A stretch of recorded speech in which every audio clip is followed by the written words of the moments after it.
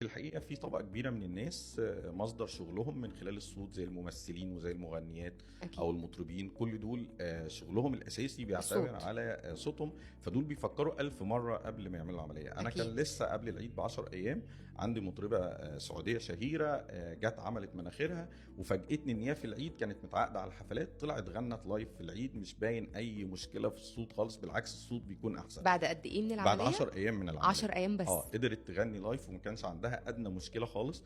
حلو أوي. لان احنا كمان اثناء العمليه زي ما قلت لحضرتك احنا مش بنعالج بس الجزء الخاص بالشكل، احنا بنعالج الجزء الخاص بالتنفس كمان. فكل ما التنفس هيكون احسن الصوت بيكون اقوى حتى وانقى لو أنا وبتبقى مش الامور كويسه. باشتكي أصلًا؟ احيانا كتير من الناس بيكون عندهم مشكله في التنفس وهم فعلا ما متعايشين معاه. يعرفوش. هو متعايش معاه آه. لان احنا في الطبيعي احنا بناخد نفسنا ب 60 70% من طاقه الانف. تبان معاك اكتر وقت الرياضه او لو وزنك زاد شويه او الكلام ده كله. تمام. حتى لو انت ما اشتكيتش من المشكله دي اثناء العمليه بنشتغل عليها، سواء وجاج بتبان. الحاجز الانفي او تضخم الغضاريف طبعا بنشتغل عليها. آه. فانت بتفاجئ بعد العمليه ان التنفس بقى احسن والصوت بقى انقى واوضح كمان طبعا يعني.